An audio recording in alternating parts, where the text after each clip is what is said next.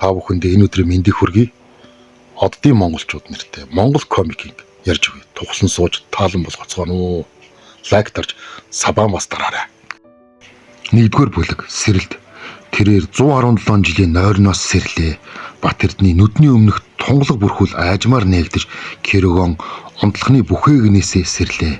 Түүний биеийн чичирч үе мөч нь хөлдөө хിവэр байв. Хажууд нь байрлах хэмжиг төхөөрөмжүүд түүний амин үзүүлэлтүүдийг үзэж эхлэв. Тавтаа морилно хурандаа Бат Эрдэнэ та 117 жил 8 сар 14 хоног Кэрэгон нойронд байлаа гэж хиймэл оюун ухааны эмх замбрааг дуу хоолой таслахаанд нэг дуурваа. Бат Эрдэнэ удаан хөдөл суудлаасаа босвоо. Түүний бие 45 настайж онцогийн хувь тэрээр 162 настай байв. Монгол цэргийн удирдагчийн царайлаг ширүүн царай өнөө хүртэл хадгалагдан үлдсэн байв. Хацар нь хонхоож нүдэнд нь гүн гүнзгий гуниг суусан ч харц нь өмнөх шигээ хурц галаар дүрэн байлаа. Бид хаан байна гэж тэр асуув. Дуу нь баргар хатуу олон жилийн чимээгүүд дасаагүй мэт сонсогдов. Бид Бархас байдын тойрог замд байна. Хурандаа Чингис хаан хөлөг бүрэн бүтэн бүх систем нь хэвийн ажиллаж байна. Гэхдээ бидэнтэй холбогдох гэсэн яаралтай дохио ирсэн. Бат Эрдэнэ зүрх хэсэгхэн зур түргэн цохилоо. Тэрэ хяналтын самбал руу алхан дэлгэцийг ажиглаваа. Дэлгэцэн дээр нэгэн эмхтэй царай гарч ирвэ. Өндөр хацартай, уужим тухтай нүдэнд галмит гэрэлдэж байв. Түүний үсэн салхинд хийсэн мэт харагдаж, энэ сансрын хөлгийн хиймэл татлын дунд тэр эмхтэй халуухан зан чанарыг нь илтгэж байлаа. Аава, намайг сонсож байна уу? Ээж дүүн нар минь тэд бүгд бидэнд тусламж хэрэгтэй байна гэсэн бичлэг тэрэнд хүрвэ. Намайг буухай, харин Монголын нэрийг буух та гэсэн бичлэг байв. Бичлэг тасарлаа. Бат Эрдэнийн зүрх хөлдсөн мэт болов. Энэ түүний охин алтан цэцэг байлаа. Тэрээр сансар төрсөн анхны монгол хүүхэд. Дэлхийгээс хол оддын дунд өссөн тэрхэн одоо тусламж дуудаж байгаа. Энэ бичлэгийг хизээ илгээсэн бэ гэж Бат Эрдэнэ хүйтэн дуугаар асуув. 72 жилийн өмнө хурандаа гэж хиймэл оюун ухаан хариулваа. 2-р хэсэг хүлээлт. Чингис хаан хөлөг Бархас байдын тойрог зам зогсож байв. Энэ ганцхан хүний буюу Бат Эрдэнэний удирдлагын дор үлдсэн Монголын сансрын цэргийн хүчний сүүлчийн үлдэгдэл байлаа. Бусад цэрэг нь нисгчт нь аль хэдийн нас барсан эсвэл Кэрэгон нойронд байгаа сэрх цаг нь арай болоогүй байваа. Гинэт радарын дохио дуурч эхлэв. Хол маш хол санчир гаргийн зүгээс томоохон болоод ойртон ирж байв. Хурандаа бидэн дөрөв 20 орчим хүлэг ойртож байна. Тэдний ихэнх нь цэргийн зориултад холбоотогдохыг хүсэж байна. Бат Эрдэнэ дэлгэц рүү харлаа. Тэнд нэгэн залуу хэрэгтэй гарч ирэв. Түүний царай нь Бат Эрдэнэхтэй танил царайтай тунд төстэй байв. Ижил өндөр хацар ижил харц хурцнууд бүхэн ижлэгэн байваа. Тэр залуу өвөө гэж тэр залуу хэлв. Би Тэмүүжин алтан цэцгийн хүү таны ач хүү байна гэж хэлвэ. Бат Эрдэнэ зүрх догдож хилэн ам нь хөдөлж өгөхгүй тэр чигээрээ гац зогсвоо. Тэмүүжин чи миний охины хүү юу? Харин ээж чинь хаан байна гэж асуув. Тэмүүжний нүд гэрэлтэн ээж тэрээр 30-аад жилийн өмнө цэвэрлэгч нарт хийсэн тулаанд ам өргөцсөн тэдний удирдагч танил хүн тэрээр өөрийгөө хасар гэж нэрлэдэг. Ээжийн хэлснээр бол тэр таны дүү хасраа. Бат Эрдэнэ бие нөхөшөж нүдэн томрлоо. Хасар түүний отхон дүү нэгэн цагт тэд хамтдаа наадаж хамтдаа суралцж хамтдаа сансрын актемд эсэж байв. Гэвч нэгэн өдөр хасар нууцаар алга болсон. Түүний дайсны толд орсон гэж ярьдаг байна. Бат Эрдэнэ харин түүнийг үгсэн гэж боддог байлаа. Тэр юу хүсээд байна гэж Бат Эрдэнэ асуув. Тэрээр дэлхийг үзлэхийг хүсэж байна. Тэрээр хүн төрлөختнийг сул дорой гэж үздэг. Тэрээр шин дэг журам тогтоохыг хүсдэг. Мөн тэрээр таныг хүлээж байна. Таныг сэрхийг хүлээж байсан. Тэрээр таныг өөрийн талд оруулахыг хүсдэг. Эсвэл устгахыг хүсдэг гэж хэлвэ. 3-р хэсэг аимсагт уучрал. Тэмүүжин өвөөгөө хүлэх тэрвэ. Тэрээр залууч нүдэнд нь маш олон зовлон тэмцлийн түүх сэлсэн байв. Тэд хамтдаа хөлгийн команд төв зогсоод харанхуй сансар руу харж байв. Надад ээжийнхээ тухай яар гэж Бат Эрдэнэ зөөлөн дугаар хэлвэ. Тэмүүжин хэсэгт чимээгүй байж байгаад ярьж эхлэв.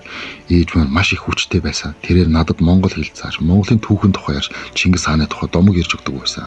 Тэрээр оддыг харж хөх тэнгэрийн хүүхдүүд бид энэ сансарт айх зүйлгүй гэж хэлдэг байсан. Тэрээр намайг зөрөгтэй шудраг ихэмсэг байхыг сургасан. Бат Эрдэнэ нүдэн чиглэг. Тэрээр чамаар бахархсан байна гэж хэлвэ. Гинэт хөлгийн бүх гэрэл анивчин дохиолол дуурч ирэв. Радарын дэлгэц дээр асар том хөлөг гарч ирэв. Энэ Чингис хаан 5 дахин том харанхуйтай аимшиг дүрдөрхтэй байваа. Тэр ирлээ гэж Тэмүүжин шивнэв. Хасрын дүрс дэлгэсэн дээр гарч ирэв. Тэрээр Бат Эрдэнэс залуу харагдахч царай найдлахын байв. Гэхдээ түүнүүд нь дэгэн хажин гэрэл байв. Галзуурл эсвэл хитрхи итгэл үнэмшлийн гэрлээ. Аха, удаан хугацааны дараа уулзлаа гэж Хасар инээмсэглэн хэлв. Гэхдээ түүний инээмсэглэлд дулаахан байсангүй. Хасар чи юу хийж байгаа юм бэ? Яагаад өөрсдийн ард түмнээсээ устгах гээд байгаа юм гэж Бат Эрдэнэний дунд уур хэлэн шангал хойлтон сонсогдов. Ард түмнээ устгах нь би таныг аварч байна аха. Хардаа дэлхий дээр юу болоод байна? Дайн өлсгөлэн бохирдол суурил хүмүүс өөрсдөө устгаж байна. Би тэдэнд шинэ дэг журам өгөх ёстой. Би тэднийг удирдах ёстой. Тэд биднийг бурхан гэж харах ёстой гэвэ.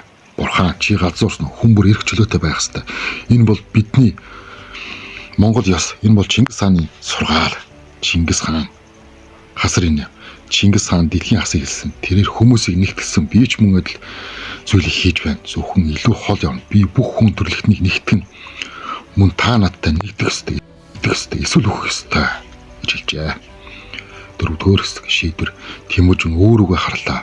Бид түүнтэй тулдах ёстой. Тэрээр миний ээжийг алсан. Тэрээр манай гэр бүлийг сүрөөсөн. Бид түүнийг зогсоох ёстой гэж хэлв. Бат Эрдэнэ ач хүнгийнхээ нүдрүү ширтвэ. Тэрээр тэнд өөрийн өхний харцыг, өөрийн залуу насны харцыг, мөн Чингис хааны үеийн Монгол дайчдын харцыг харваа. Чиний зөв хүн бид тулдах ёстой. Гэхдээ бид ганцаараа биш. Бидэнд холбоотнууд хэрэгтэй. Бат Эрдэнэ хяналтын самбар дээрх товчлууруудыг дарж бүх холбоотны сувгуудыг нээвэ. Түүний дүү бүх сансар цуурайтж эхлэв. Энэ бол Монголын сансрын цэргийн командлагч Хурандаа Бат Эрдэнэ ярьж байна. Бид эцсийн тулаанд бэлтгэж байна. Бидний эсрэг талд амжигтай байсан байна. Тэрээр хүн төрлөختний эрх чөлөөг устгахыг хүсэж байна. Тэрээр биднийг боолчлохыг хүсэж байна. Гэхдээ бид Монгол хүнс бид хизээж болж байгаагүй. Бид эрх чөлөөнийхөө төлөө төрсөн. Бид эрх чөлөөний төлөө амьдарч эрх чөлөөний төлөө өгдөг. Өнөөдөр бид бүхэн түүх мөчд зогсож байна. Өнөөдөр бид бүгдөө нэгдэж энэ дайсан нэг устгах ёстой. Эрх чөлөөний төлөө, Монголын төлөө, хүн бүрийн төлөө хэдхэн мөчийн дараа хариу төхөөнүүд ирж эхлэв. Дэлхийгээс, ангаргаас, санчраас, Бархас байтын колониудаас тэр байтугай Нарны аймгийн хязгаардаг жижиг станцууд бүгд нэгдэж байгаа. 5 дугаар хэсэг эцсийн тулаан. Тулаан эхлэв. Сансрын удам орон зайд хэдэн зуун хөлөг мөргөлдөж гэрлийн тоё, пуужингийн тоё, тэсрэлтийн гэрлэр тэнгэр гэрэлтж байв. Бат Эрдэнэ Чингис хаан хөлгийг удирдан дайсны гол хөлгөрүү чиглэн нисэв. Хажууд нь Тэмүүжний жижиг хурдан сөнөгч онгоц нисэж байв. Өө тэд биднийг тойрч байна гэж Тэмүүж ашрав. Би мэдж байна хүм. Гэхдээ бид удахгүй Чингис хаан хизээч ухарч байгааг бид ч мөн ухрахгүй гэж хэлвэ. Тэд хасрын хөлгөрөө ойртож байв. Гинт хажуу талаас 10 гаруй дайсны сөнөгч онгоц тусч ирэв. Тэмүүжин тэдэнд рүү эргэж галын дундуур нисч 3 онгоцыг нэг нэгээр нь устгав. Гэвч үлдсэн түүний бүслэн аваа. Өө бид тэднээс салж чадахгүй байна. Бат Эрдэнэ хөлгийн хурдыг нэмэгдүүлэн Тэмүүжин рүү туслахаар ирвэ. Түүнийх бундаас нэгэн зэрэг дүрлсэн 4 дайсны онгоцныг сөрүүлвэ. Гэвч тэр мөчид хасрын хөлгөөс аврах том лазерын тоё тус Чингис хааны хөлгийг хүчтэй томслох бүх систем нь анивдсан байна. Чингис хаан хөлгөрөө дайрсан байна. Өө гэж Тэмүүжин хашарваа. Би зүгээр байна. Гэхдээ бидэнд цаг байхгүй. Чи түүний хөлгөрөө нэвтрэх ёстой. Чи түүнийг зогсоох ёстой. Гэхдээ яаж гэж Тэмүүжин хэлв. Бат Эрдэнэ нэмсгэлэн. Энэ гонхтаач бахархалтай нэмсгэл байлаа. Чи бол миний ачуу, алтан цэцгийн хүү. Чи бол Монгол хүн чи шатнаа. Тэр хяналтын самбар дээрх товчлууруудыг дарахад Чингис хааны их буунууд бүгд зэрэг нэгэн зэрэг гал нээж хасрын хөлгөрөө гал нээв. Галын халахвч дор Тэмүүжний жижиг онгоц дайсны хөлгөрөө нэвтрэн орвоо. 6 дугаар хэсэг ах дүүсийн төсгөл. Хасрын хөлөг дотор Тэмүүжин ганцаараа тэмцэж байв. Тэрээр робот харуулад даван туулж гол хяналтын өрөөнд рүү тэнд хасар түүний хүлээн зогсож байв. Чи ирлээ, ач хөө минь ирлээ. Би чамаа хүлээж байсан. Тэмүүжин түүн рүү хараад ээжийнхээ цариг санав. Тэр ээжийнхээ үгийг санав. Зоригтой байх өмнө шудраг бай, ихэмсэг бай. Чи миний ээжийг алсан. Чи миний гэр бүлийг сөөрүүлсэн. Би одоо энэ бүхнийг зогсоох ёстой. Хасар инэ. Ха. Би зогсоох уу? Би дөнгөж эхэлж байна. Чи надтай нэгдэж бодно. Бид хамтдаа шинэ ертөнцийг байгуулж чадна. Чи над чи хүчрхэг болж чадна. Би чам шиг хизээж болохгүй. Би Монгол хүн, би эрхчлөөт хүн. Тэмүүжин зэвсгээс олон хасарлууд тотлоо. Тэдний хооронд хүчтэй тулаан эхэлвэ. Хасар илүү хүчтэй, илүү туршлагатай байсан ч Тэмүүжин хурдан илүү шийдэмгүй эцэстэн Тэмүүжин хасрыг алж түүний хяналтын самбар дээр унгаа түүнийг чи яаж чадлаа ач хөөмн гэж хасар сул дуугаар хэлв. Гэхдээ санаж аваарай. Хүн төрөлхтөн төгс бусдад өөрсдийгөө устгах болно эцэстэн гэж хэлвэ. Түүний нүдний гэрэлонторч би нөхөдөр мөн. Тэмүүжин хяналтын самбар дээр очиж хасрын болоотын бүх зэвсгийг идэхгүй болгон тулаанд осгоо. 7 дугаар хэсэг гэртээ харигдсан. Тэмүүжин эвдэрсэн Чингис хаан хөлгөрөө буцаа. Тэрээр өөгөө олж түүний хажууд Бат Эрдэнэ хүн чирхтсан ч амьд байваа. Чи түүнийг зогсоосон хүм гэж Бат Эрдэнэ сулхан хэлвэ. Бид хамтдаа зогсоосон өвөө. Бат Эрдэнэ ачуугийнхээ гарыг барин алсад харагдах дэлхий рүү харлаа. Цэнхэр гараг алсад гэрэлдэж гэртээ харахыг урьж байваа. Би одоо ээж чинь алтан цэцэг рүүгээ очиж байна гэж Бат Эрдэнэ шивнэ. Өвөө нь хэлсэн байна. Ээж рүү чи явж байна гэж. Түүнд хэлээрээ би түүгээр бахарх байсан гэж хэлээрээ. Өвөө та бүүээр би таныг аварна. Үгүй хүн миний цаг дуслаа. Чиний цаг эхэлж байна. Чи одоо Монголын сансрын цэргийн өдөрдөгч боллоо. Чи тэднийг өдөрж хамгаалах ёстой. Чи тэдэнд манай түүхийг, манай соёлыг, манай хэлийг зааж өгөх ёстой. Чи тэдэнд Монгол байх юу болохыг харуулах ёстой. Тэрээ сүүлийн удаа гүн амьсгаа аав мэдэнэ. Тэмүүжин өвөөгийнхээ хажууд удаан суув. Түүний нүднээс нулимс гараагүй. Харин түүний зүрхэн галд үрлдэж байв.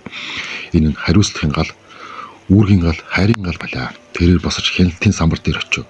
Түүний дуу бүх холбоотон руу чиглэв. Энэ бол Монголын сансрын цэргийн шинэ командлагч Тэмүүжин ярьж байна. Тулаан туслаа, бид яллаа. Гэхдээ бидний зам зөвхөн эхлэж байна. Бид одоо гэртээ харин дэлхий рүү, манай гэр, манай өвөө боломжтой, манай ирээдүй хамтдаа юу нэгдэлтэй эрхчлөөтэй байх болно. Тэрээ цонхоор гадагш харахад алсад цэнхэр гар гэртэж дэлхий. Тэдний гэр, тэдний ирээдүй. Мөн тэрээр хамлав. Энэ ирээдүйг хамгаалах өвөөгийнхээ нэрээр, ээжийнхээ нэрээр, бүх дэлхийн хүмүүсийн нэрээр хамгаална гэвэ. Үргэлжлэл 2 дугаар бүлэг байгаа шүү. За түр хүлээц цагаарай. Баярлаа. Лайк дарж сабс хийгээрэй.